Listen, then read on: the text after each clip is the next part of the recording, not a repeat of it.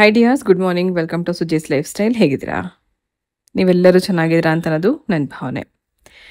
ಬೆಳಗ್ಗೆ ಹೊತ್ತು ಶುರುವಾಗೋದು ಬೆಳಗ್ಗೆ ಒಂದು ಗ್ಲಾಸ್ ಬಿಸಿ ನೀರಿಂದ, ಅನಂತರ ಪ್ರಾಣಾಯಾಮದಿಂದ. ನನಗೆ ಸಜೆಸ್ಟ್ ಮಾಡಿರೋದು ಬೆಳಗ್ಗೆ ಹೊತ್ತು ಕಂಪಲ್ಸರಿ ಪ್ರತಿದಿನ ಪ್ರಾಣಾಯಾಮ ಮಾಡಲೇಬೇಕು ಅಂತ ಹೇಳಿದ್ದಾರೆ. ಅರ್ಧ ಗಂಟೆ ಅಟ್ಲೀಸ್ಟ್ ಮಾಡಬೇಕು ಅಂತ ಹೇಳಿದರೆ, ನನಗೊಂದು 10-15 ನಿಮಿಷ ಮಾತ್ರ ಮಾಡೋಕ್ಕಾಗತ್ತೆ, ಕಾನ್ಸಂಟ್ರೇಟ್ ಮಾಡೋಕ್ಕಾಗಲ್ಲ. ಕಾರಣ ಏನಂದರೆ, ನಾನಿಲ್ಲಿ ಪ್ರಾಣಾಯಾಮ ಮಾಡ್ತಿದ್ದೀನಿ, ಕಿವಿ ಹತ್ರ ಒಂದು ಸೊಳ್ಳೆ ಗುಯ್ ಅಂತ ಶಬ್ದ ಮಾಡ್ತಿದ್ದೆ. ಸಿಟ್ಟು ಬಂದುಬಿಡ್ತು. ಎದ್ದು ಹೋಗಿ ಬ್ಯಾಟ್ ತೊಗೊಂಬಂದು ಮತ್ತೆ ಹೊಡೆದು ಅದನ್ನು ಇನ್ನೂ ಒಂದು 10 ನಿಮಿಷ ಕೂತ್ಕೊಂಡು ಬ್ರೀತಿಂಗ್ ಎಕ್ಸಸೈಸ್ ಮಾಡಿದ ನಂತರ ಇವತ್ತಿನ ಕೆಲಸ ಕಂಟಿನ್ಯೂ ಮಾಡ್ತಾಯಿದ್ದೀನಿ. ಲಾಸ್ಟ್ ವಿಡಿಯೋನ ಕಂಟಿನ್ಯೂಯೇಷನ್ ಇದು. ಗೆಣಸು ತೊಗೊಂಬಂದಿದ್ದನ್ನು ನಾನು ತೋರಿಸಿದ್ದೆ. ಮರಗೆಣಸು ನಂಗೆ ತುಂಬ ಇಷ್ಟ. ಚಿಕ್ಕವರಲ್ಲಿ ನಮ್ಮನ್ನು ಸಂತೆಗೆ ಅಂತ ಕರ್ಕೊಂಡು ಹೋಗ್ತಿದ್ರು. ಅಂದರೆ ನಮ್ಮೂರಲ್ಲಿ ಪ್ರತಿ ಶನಿವಾರ ಸಂತೆ ಅಂತ ನಡೆಯುತ್ತೆ. ಅಂದರೆ ಸಂತೆ ಅಂದರೆ ಅವತ್ತಿನ ದಿನ ಎಲ್ಲ ರೀತಿ ತರಕಾರಿ ಸಿಗುತ್ತೆ, ಅದು ರೀಸನಬಲ್ ಪ್ರೈಸಲ್ಲಿ.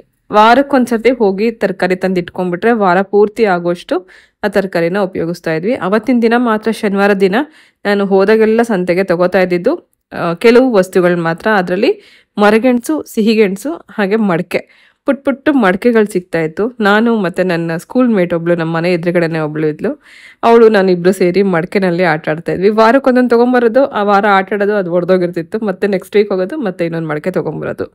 ಇದು ನಮ್ಮ ಚೈಲ್ಡ್ಹುಡ್ ಮೆಮೊರಿ. ಸೊ ಪ್ರತಿ ಶನಿವಾರ ಗೆಣಸಂತೂ ತರ್ತಾ ಇದ್ದೆ. ನಮ್ಮ ತಂದೆ ಅಥವಾ ನಮ್ಮ ತಾಯಿ ಜೊತೆ ಹೋದಾಗ ಗೆಣಸು ತೊಗೊಂಬರ್ತಾ ಇದ್ದಿದ್ದು. ಇವತ್ತು ಮರಗೆಣಸು ತೊಗೊಂಬಂದಿದ್ದೀನ. ನನಗೆ ತುಂಬ ಇಷ್ಟ ಗೆಣಸು ಅಂದರೆ. ಅದನ್ನು ಬೇಯಿಸೋಕ್ಕಿಟ್ಟಿದ್ದೀನಿ. ಅದರಿಂದ ಕೇರಳ ಸ್ಟೈಲಲ್ಲಿ ಸ್ವಲ್ಪ ಒಗ್ಗರಣೆ ಎಲ್ಲ ಹಾಕಿ ತಿನ್ನೋಣ ಅಂತ ಅನ್ನಿಸ್ತು. ಹಾಗೆ ಬೆಳಗ್ಗೆನೆ ಸ್ವಲ್ಪ ಕಾಫಿ ಕುಡಿಯೋಣ ಅಂತ ಅನ್ನಿಸ್ತು. ಇತ್ತೀಚೆಗೆ ಬೆಳಗ್ಗೆ ಹೊತ್ತು ಕಾಫಿ ಕುಡ್ದಿಲ್ಲ ಅಂದರೆ ತಲೆನೋವು ಬರುತ್ತೆ. ಇದು ಒಂಥರ ರೂಢಿ ಆಗೋಗಿದೆ. ಒಂದು ಸಣ್ಣ ಕಪ್ಪಷ್ಟು ಕಾಫಿ ಕುಡಿದ್ಬಿಟ್ರೆ ಸಮಾಧಾನ. ಹಾಗಾಗಿ ಸ್ವಲ್ಪ ಕಾಫಿ ರೆಡಿ ಮಾಡ್ಕೊಂಡ ನಂತರ ಇವತ್ತಿನ ರೆಸಿಪಿ ಕಂಟಿನ್ಯೂ ಮಾಡೋಣ. ಸುಮಾರು 1 ಈರುಳ್ಳಿ ಇದೆ. ಇದ್ರ ಜೊತೆಗೆ ಸ್ವಲ್ಪ ಉಪ್ಪು ಹಾಕಿ ಜಜ್ಕೋತಾ ಇದ್ದೀನಿ. ಈರುಳ್ಳಿನ ಕಟ್ ಮಾಡಿ ಕೂಡ ಹಾಕೋಬೋದು, ಆದರೆ ಈ ರೀತಿ ಜಜ್ಜೋದ್ರಿಂದ ಅದ್ರ ಫ್ಲೇವರ್ ಇನ್ನೂ ಚೆನ್ನಾಗಿರುತ್ತೆ. ಇದು ನಾನು ನನ್ನ ರೀತಿನಲ್ಲಿ ಮಾಡ್ತಾ ಇದ್ದೀನಿ ಅಷ್ಟೇ. ಸೊ ಇದು ಸ್ವಲ್ಪ ತರಿಯಾಗಿ ಜಜ್ಕೊಂಡ ನಂತರ ಇದ್ರ ಜೊತೆಗೇ ಒಂದು 2 ಹಸಿರು ಮೆಣಸಿನ್ಕಾಯಿ ಸೇರಿಸ್ಕೊಂಡಿದ್ದೀನಿ. ಖಾರಕ್ಕೆ ನಮ್ಗೆ ಎಷ್ಟು ಬೇಕೋ ಅಷ್ಟು ಮಾತ್ರ ಹಾಕೋಬೇಕು. 2 ಮೆಣಸಿನ್ಕಾಯಿ ನಾನು ಇಲ್ಲಿ ಹಾಕ್ಕೊಂಡು ಜಜ್ಕೊಂಡಿದ್ದೀನಿ. ಆನಂತರ ಸ್ವಲ್ಪ ಇದು ತರಿಯಾಗಿ ಗ್ರೈಂಡ್ ಮಾಡ್ಕೊಂಡ ನಂತರ ಅಥವಾ ಜಜ್ಕೊಂಡ ನಂತರ ಸ್ವಲ್ಪ ಅರಿಶಿನ, ಸ್ವಲ್ಪ ಜೀರಿಗೆ ಪುಡಿ ಹಾಕ್ಕೊಂಡಿದ್ದೀನಿ. ಸೊ ಇದಿಷ್ಟನ್ನ ಚೆನ್ನಾಗಿ ಜಜ್ಕೊಂಡ್ರೆ ನಮಗೆ ಒಗ್ಗರಣೆಗೆ ಬೇಕಾಗಿರೋದು ರೆಡಿ ಆಯಿತು.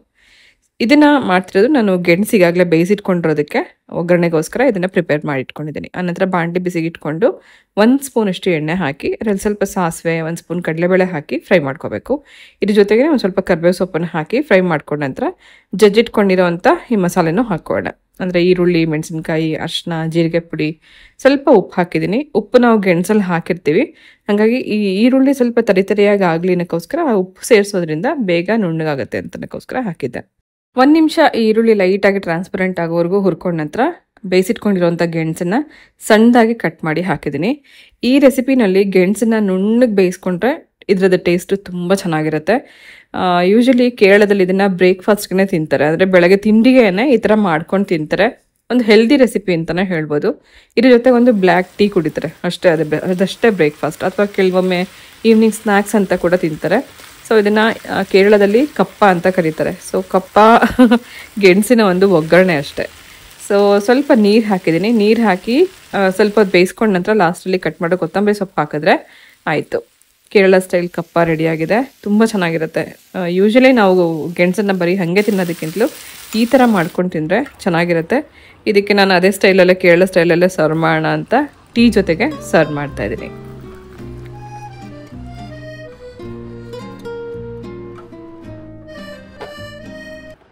ನೆನ್ನೆ ವಿಡಿಯೋದಲ್ಲಿ ನಾನು ನಿಮಗೆ ಪ್ರಾಮಿಸ್ ಮಾಡಿದ್ದೆ, ನೆಕ್ಸ್ಟ್ ವಿಡಿಯೋದಲ್ಲಿ ಹೋಮ್ ಮೇಡ್ ಖೋವಾ ನಾನು ಹೇಗೆ ಮಾಡಿದೆ ಅಂತ ತೋರಿಸ್ತೀನಿ ಅಂತ. ಬನ್ನಿ ಆ ರೆಸಿಪಿ ಇವಾಗ ನೋಡ್ಕೊಂಬರೋಣ. ಹೋಮ್ ಮೇಡ್ ಖೋವಾ ಮಾಡೋದಕ್ಕೆ ಮುಖ್ಯವಾಗಿ ಬೇಕಾಗಿರೋದೆ ಹಾಲಿನ ಪುಡಿ. ಇದು ಯಾವುದೇ ಬ್ರ್ಯಾಂಡ್ ಆದರೂ ಪರವಾಗಿಲ್ಲ. 1 ಕಪ್ಪಷ್ಟು ಹಾಲಿನ ಪುಡಿ ತೊಗೊಂಡಿದ್ದೀನಿ. ನಾನು ಇದನ್ನು ಮಾಡ್ತಿರೋದು ಜಾಮೂನ್ಗಾಗಿರೋದ್ರಿಂದ 2 ಸ್ಪೂನಷ್ಟು ಚಿರೋಟಿ ರವೆ ನಾನಿಲ್ಲಿ ಮಿಕ್ಸ್ ಮಾಡ್ಕೊಂಡಿದ್ದೀನಿ. ನೀವು ಖೋವಾನ ಬೇರೆ ಬೇರೆ ರೆಸಿಪೀಸ್ಗೆ ಉಪಯೋಗಿಸೋ ಹಾಗಿದ್ರೆ ರವೆನ ಸ್ಕಿಪ್ ಮಾಡಿ, ಜಾಮೂನ್ಗೆ ಅಂತಲೇ ನೀವು ಖೋವಾ ಮಾಡಿದ್ರೆ 2 ಸ್ಪೂನಷ್ಟು ರವೆ ಮಿಕ್ಸ್ ಮಾಡ್ಕೊಳ್ಳಿ.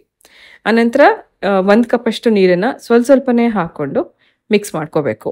ನಾನಿಲ್ಲಿ ನೀರು ಹಾಕಿದ್ದೀನಲ್ಲ, ಅದ್ರ ಬದಲಾಗಿ ನೀವು ಕಾಯಿಸಿ ಆರಿಸಿರುವಂಥ ಹಾಲನ್ನು ಬೇಕಾದರೂ ಉಪಯೋಗಿಸ್ಕೋಬೋದು. ನೀರು ಅಥವಾ ಹಾಲು ಎರಡರಲ್ಲಿ ಯಾವುದಾದ್ರು ಒಂದನ್ನಾರು ಉಪಯೋಗಿಸ್ಕೊಂಡು ಇದನ್ನು ಕಲಿಸ್ಕೋಬೇಕು.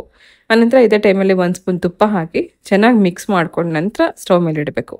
ಸ್ಟವ್ ಮೇಲೆ ಇಡೋಕ್ಕೆ ಮುಂಚೆನೇ ಚೆನ್ನಾಗಿ ಮಿಕ್ಸ್ ಮಾಡ್ಕೋಬೇಕು, ಇಲ್ಲ ಅಂದರೆ ಬಿಸಿಗಿಡ್ತಾ ಇದ್ದಾಗ ಇದು ಗಂಟಾಗ್ಬಿಡುತ್ತೆ. ಅನಂತರ ಸಣ್ಣ ಉರಿ ಇಟ್ಕೊಂಡು ತಿರುಗಿಸ್ಕೋಬೇಕು. ಮೀಡಿಯಂ ಹೀಟಲ್ಲಿ ಇರಬೇಕು ಅಥವಾ ಸಣ್ಣ ಉರಿಲಿ ಇರಬೇಕು. ಕಂಟಿನ್ಯೂಸ್ ಆಗಿ ಇದನ್ನು ಸ್ಟಿರ್ ಮಾಡ್ತಾನೆ ಬೇಯಿಸ್ಕೋಬೇಕು. ಸೊ ಇದು ಒಂದ್ಸತಿ ನೀವು ಕೋವಾ ರೆಡಿ ಮಾಡಿ ಇಟ್ಕೊಂಡ್ರೆ ಸುಮಾರು ದಿನದವರೆಗೂ ಇರುತ್ತೆ. ಸುಮಾರು 1 ತಿಂಗಳವರೆಗೂ ಫ್ರಿಡ್ಜಲ್ಲಿ ಇಟ್ಕೊಂಡು ಬೇಕಂದಾಗ ನೀವು ಉಪಯೋಗಿಸ್ಕೋಬೋದು. ಕೋವಾ ಇಂದ ಹಲವಾರು ರೀತಿಯ ರೆಸಿಪೀಸ್ ಮಾಡ್ಕೋಬೋದು. ಪೇಡ ಮಾಡ್ಬೋದು, ದೂದ್ ಪೇಡ ಮಾಡ್ಬೋದು, ಹಾಗೆ ನಾವು ಧಾರವಾಡ ಪೇಡ ಎಲ್ಲ ಮಾಡ್ತೀವಲ್ಲ ಆ ಥರ ಮಾಡ್ಕೋಬೋದು.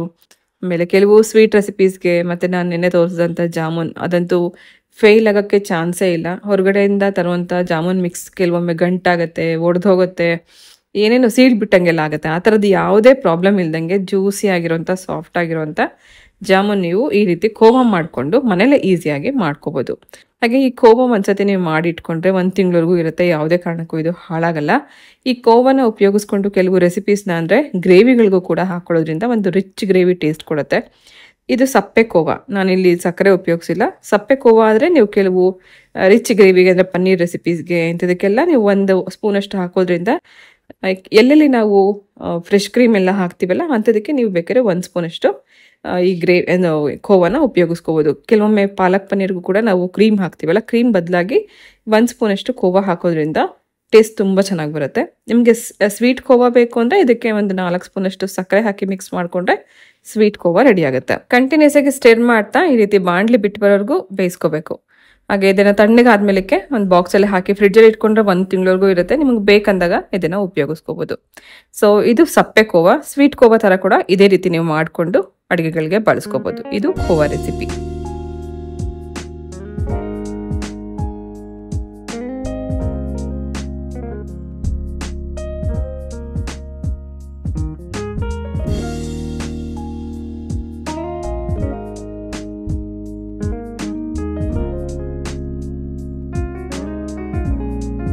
ಹಾಗಿನ್ನೂ ಸುಮಾರು 11 ಗಂಟೆ ಅಂತ ಅನ್ಸುತ್ತೆ.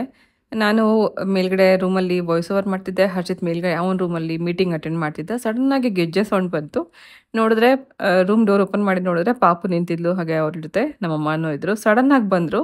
ನನಗೂ ಯಾವುದೋ ಪ್ಲ್ಯಾನಿಂಗ್ ಇರಲಿಲ್ಲ ಅಥವಾ ಫೋನ್ ಕೂಡ ಮಾಡಿರಲಿಲ್ಲ ಬರ್ತೀವಿ ಅಂತ. ಸಡನ್ನಾಗಿ ಬಂದಿದ್ರಿಂದ ನನಗೂ ಸ್ವಲ್ಪ ಶಾಕ್ ಆಯಿತು. ಏನೂ ಅಡುಗೆ ಮಾಡಿರಲಿಲ್ಲ, ಬ್ರೇಕ್ಫಾಸ್ಟ್ ಒಂದು ಮುಗಿಸ್ಕೊಂಡು ಎಲ್ಲ ನಮ್ಮ ಕೆಲಸ ಮಾಡ್ತಾಯಿದ್ವಿ. ಸೊ ಬಂದ ಮೇಲೆ ಸ್ವಲ್ಪ ಟೀ ಎಲ್ಲ ಮಾಡಿಕೊಟ್ಟು ಅಡುಗೆ ರೆಡಿ ಮಾಡ್ತಾಯಿದ್ದೀನಿ. ತುಂಬ ಸಿಂಪಲ್, ತಿಳಿ ಸಾರು ಮತ್ತು ರೈಸ್, ಮಜ್ಜಿಗೆ, ಹಾಗೆ ನನ್ನ ತಮ್ಮಂಗೆ ತುಂಬ ಇಷ್ಟ ಗೋಬಿ ಮಂಚೂರಿಯನ್. ಸೊ ಗೋಬಿ ಇತ್ತು, ಗೋಬಿ ಮಂಚೂರಿಯನ್ ಮಾಡ್ತಾಯಿದ್ದೀನಿ. ಹಾಗೆ ಮಕ್ಕಳೆಲ್ಲ ಬಂದಿದ್ದರಿಂದ ತುಂಬ ಖುಷಿ ಆಯಿತು. ಮಕ್ಕಳ ಜೊತೆಗೆ ನಂಗೆ ಟೈಮ್ ಸ್ಪೆಂಡ್ ಮಾಡೋದೇ ತುಂಬ ಇಷ್ಟ. ಸ್ವಲ್ಪ ಹೊತ್ತು ಇದ್ದರು ಸಂಜೆವರೆಗೂ. ನಮ್ಮ ತಂದೆಗೆ ರೀಸೆಂಟಾಗಿ ಕಣ್ಣು ಆಪ್ರೇಷನ್ ಆಗಿರೋದ್ರಿಂದ ಟ್ರೀಟ್ಮೆಂಟಿಗೆ ಬಂದಿದ್ದರು. ಹಾಸ್ಪಿಟ್ಲಿಗೆ ಬರೋಕ್ಕೆ ಸ್ವಲ್ಪ ಲೇಟ್ ಆಗಿತ್ತಂತೆ. ಹಾಗಾಗಿ ಬೆಳಗ್ಗೆನೇ ಹೋಗಬೇಕಾಗಿತ್ತು, ಸ್ವಲ್ಪ ಲೇಟ್ ಆಗಿತ್ತು ಅಂತನಕ್ಕೋಸ್ಕರ ನನಗೆ ಹುಷಾರಿರಲಿಲ್ಲ ಅಂತ ನನ್ನನ್ನು ನೋಡ್ಕೊಂಡು ಹೋಗೋಣ ಅಂತ ಬಂದರು. ಹಾಗೆ ಹರ್ಷಿತ್ಗೂ ಕೂಡ ಸ್ವಲ್ಪ ಪೇಯ್ನ್ ಎಲ್ಲ ಇತ್ತು. ಅದನ್ನು ರಂಗಾತ ಟ್ರೀಟ್ಮೆಂಟ್ ಮಾಡ್ತೇನೆ. ಇದು ಆಕ್ಯುಪಂಕ್ಚರ್ ಅಂತ ಹೇಳ್ತಾರೆ. ಆ ಥರದ ಟ್ರೀಟ್ಮೆಂಟ್ ಮಾಡೋದ್ರಿಂದ ಕೆಲವೊಂದು ಪೇಯ್ನ್ ಕಮ್ಮಿ ಆಗುತ್ತೆ.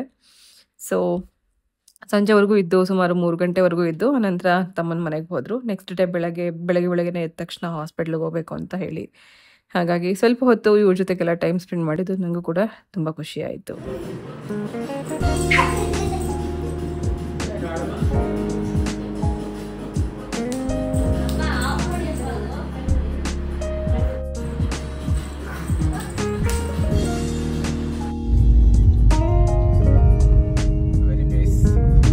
Okay, we'll have a call for that, and I'll also share some designs of what? Is it like a template? Not template. ಇದು ನೆಕ್ಸ್ಟ್ ಡೇ ನಾನು ಮತ್ತು ಹರ್ಷಿತ್ ಇಬ್ಬರು ಹೊರಗಡೆ ಬಂದಿದ್ವಿ. ಹರ್ಷಿತ್ ಆನ್ ದ ವೇ ಬರ್ತಾನೆ, ಮೀಟಿಂಗ್ ಅಟೆಂಡ್ ಮಾಡ್ತಾ ಇದ್ದಾನೆ. ನಾನು ಫಸ್ಟ್ ಬಂದಿದ್ದು ಫೋರ್ಟಿಸ್ ಹಾಸ್ಪಿಟಲ್ಗೆ. ಫುಲ್ ಬಾಡಿ ಚೆಕಪ್ ಮಾಡಿಸೋಣ ಅಂತ ಅಂದ್ಕೊಂಡು ಇಲ್ಲಿ ಫಸ್ಟ್ ಎನ್ಕ್ವೈರಿ ಮಾಡಿಕೊಂಡು ಹೋಗೋಣ ಅಂತ ಬಂದ್ವಿ. ಅವ್ರು ಹೇಳಿದ್ರು ನೆಕ್ಸ್ಟ್ ಡೇ ಬೆಳಗ್ಗೆ ಖಾಲಿ ಹೊಟ್ಟೆನಲ್ಲಿ ಬರಬೇಕು ಅಂತ ಒಂದು ಡೇಟ್ ಕೊಟ್ಟಿದ್ದಾರೆ. ಆ ಡೇಟಿಗೆ ಹೋಗಿ ತೋರಿಸ್ಕೊಂಬರ್ಬೇಕು. ಸೊ ರಿಪೋರ್ಟ್ ಎಲ್ಲ ಬರೋಕ್ಕೆ ಇನ್ನೂ ಟೈಮ್ ಹಿಡಿಯುತ್ತೆ. ಅದೆಲ್ಲ ನಾನು ಏನೇನು ಪ್ರೊಸೀಜರ್ ಆಗುತ್ತೆ ಮುಂದೆ ನಾನು ನಿಮಗೆ ಹೇಳ್ತೀನಿ. ಅದಾದ ನಂತರ ಅಲ್ಲಿಂದ ಬರ್ತಾ ಒಂದವೇ ಹರ್ಷಿತ್ ಅವನಿಗೆ ಬೇಕಾಗಿರುತ್ತೆ ಜಿಮ್ ಬಟ್ಟೆಗಳನ್ನ ಪರ್ಚೇಸ್ ಮಾಡಬೇಕು ಅಂತ ಅಂದ್ಕೊಂಡಿದ್ದ. ಅದನ್ನು ಮುಗಿಸ್ಕೊಂಡು ಇವತ್ತು ತುಂಬ ದಿನದ ನಂತರ ನಾನು ಹೊರಗಡೆ ಬಂದಿದ್ದೀನಿ ಅಂತಲೇ ಹೇಳ್ಬೋದು. ಅದು ಈ ಟೈಮಲ್ಲಿ ಮಧ್ಯಾಹ್ನದ ಸಮಯದಲ್ಲಿ. ಬ್ಲ್ಯಾಕ್ ವಾರ್ಡ್ರೋಬ್ ತುಂಬ ಬರೀ ಬ್ಲ್ಯಾಕ್ ಇದೆ. Again black.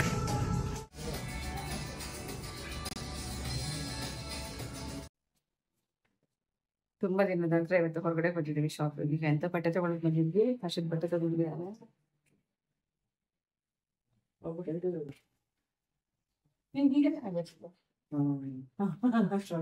Next size ತಗೊಂಡ್ರಾ?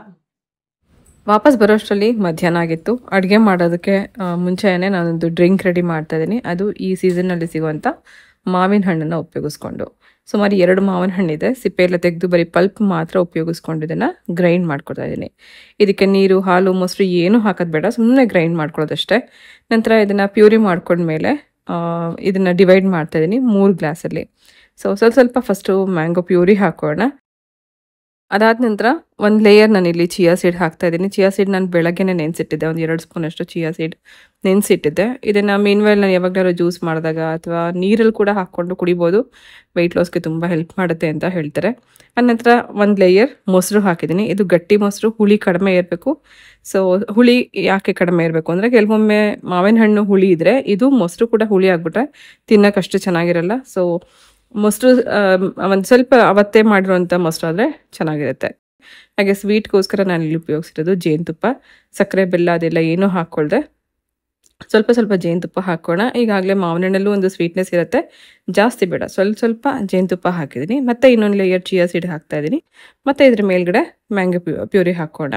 ಈ ರೀತಿ ಲೇಯರ್ ಬೈ ಲೇಯರ್ ಮಾಡಿ ಹಾಕಿ ಕೊಟ್ಟಾಗ ನೋಡೋಕ್ಕೂ ಚೆನ್ನಾಗಿ ಕಾಣಿಸುತ್ತೆ, ತಿನ್ನೋಕ್ಕೂ ಅಷ್ಟೇ ಚೆನ್ನಾಗಿರುತ್ತೆ.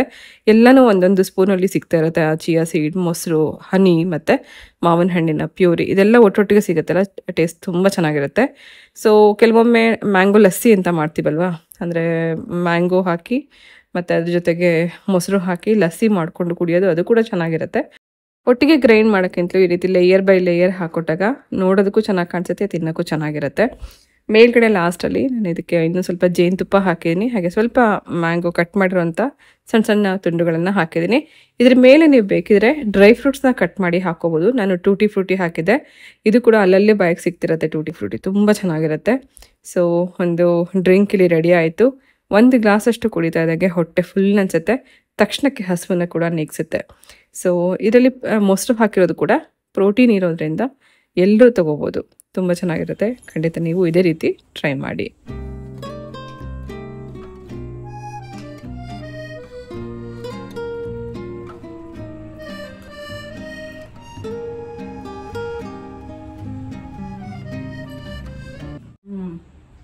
ಎಷ್ಟು ಚೆನ್ನಾಗಿದೆ ಅಂದರೆ ಬೆಲ್ಲ, ಸಕ್ಕರೆ ಏನೂ ಇಲ್ಲ, ಮೊಸರು ಇರೋದ್ರಿಂದ ಪ್ರೋಟೀನ್ ಜಾಸ್ತಿ ಇರುತ್ತೆ. ಮಾವಿನ ಹಣ್ಣನ್ನು ಮಾತ್ರ ಸೀಸನಲ್ಲಿ ಸಿಕ್ಕಿದಾಗ ಯಾವ ರೂಪದಲ್ಲಿ ಇದ್ರೂ ಸರಿ ನಂಗೆ ತುಂಬ ಇಷ್ಟ ಆಗುತ್ತೆ. ಮಾವಿನ ಹಣ್ಣಿಂದ ಬೇಕಾದಷ್ಟು ವೆರೈಟಿನಲ್ಲಿ ನೀವು ಮಾಡ್ಬೋದು, ಬಟ್ ಇದು ನನಗೆ ಆಲ್ ಟೈಮ್ ಫೇವ್ರೆಟ್.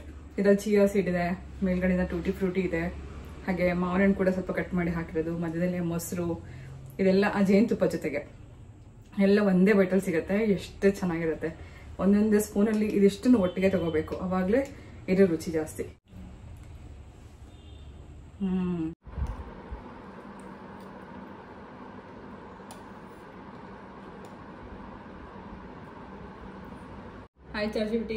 ಒಂದು ದಿನ ಒಬ್ಬ ರೈತನು ತಮ್ಮ ಹಸುವಿನ ಜೊತೆ ಮಾತನಾಡ್ತಾ ಇದ್ದ. ಅತ್ತ ಹಸುವು ಕೇಳಿತು, ನೀನು ಏನ್ ಮಾತಾಡ್ತಿದ್ದಿ? ರೈತ ಹೇಳಿದ, ನಾನು ಹಸುವಿನ ಜೊತೆ ಮಾತನಾಡ್ತಿದ್ದೀನಿ. ಹಸುವು ಮರುಕೊಂಡಿತು, ಆಹಾ, ಎಷ್ಟು ಚರ್ಚೆ ಮಾಡೋದು, ನಗ್ತಾ ಇದ್ದೀರಾ? ನಗು ಬರ್ಲಿಲ್ಲ, ತಪ್ಪಿಲ್ಲ, ಇನ್ನೊಂದು ಪ್ರಯತ್ನ ಮಾಡೋಣ. ಒಂದು ದಿನ ಒಬ್ಬ ಹೇಳಿ ಸರಿ ಕೇಳಿ. ಒಂದು ದಿನ ಒಬ್ಬ ಮಂಡ್ಯ ಹುಡುಗನನ್ನು ಕೇಳಿದ್ರು, ನೀನು ಯಾವಾಗಲೂ ಚಹಾ ಕುಡಿತೀಯಾ? ಅವನು ಹೇಳಿದ, ಇಲ್ಲ, ಕೆಲಸ ಮಾಡೋದ್ರಿಂದ ಚಹಾ ಕುಡಿಯೋಕೆ ಸಮಯವೇ ಸಿಗ್ನಲ್. ಈ ಬಾರಿ ನಗೆ ಬಂದಿದ್ದ. ಏನು ಅರ್ಥ ಆಗ್ಲಿಲ್ಲ ನಿಮ್ ಜೋಕ್.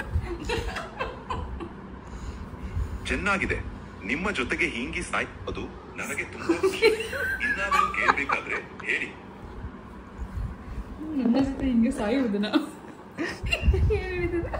ಗೊತ್ತಿಲ್ಲ, ನನಗೆ ಏನೇನೋ ಹೇಳ್ತಿದ್ದೆ.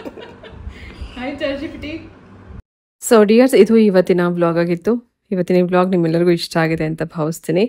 ಲಾಸ್ಟಲ್ಲಿ ಹರ್ಷಿತ್ ChatGPT ಹತ್ರ ಏನಾದ್ರು ಜೋಕ್ ಕೇಳೋಣ ಅಂತಂದ, ಅದು ಏನೇನೋ ಹೇಳ್ತಾ ಇತ್ತು, ಅದನ್ನು ಕೇಳಿಸ್ಕೊಂಡು ಇವತ್ತಿನ ದಿನ ಇಲ್ಲಿಗೆ ಎಂಡ್ ಮಾಡ್ತಾ ಇದ್ದೀನಿ. ಇವತ್ತಿನ ಈ ವ್ಲಾಗ್ ಜೊತೆಗೆ ನಾನು ಹೊರಡ್ತಾ ಇದ್ದೀನಿ. ಮತ್ತೆ ಸಿಗ್ತೀನಿ ನಾಳೆ ಇನ್ನೊಂದು ಇಂಟ್ರೆಸ್ಟಿಂಗ್ ಆಗಿರೋಂಥ ವ್ಲಾಗ್ ಜೊತೆಗೆ. ಹೋಗ್ಬಲ್ಲ.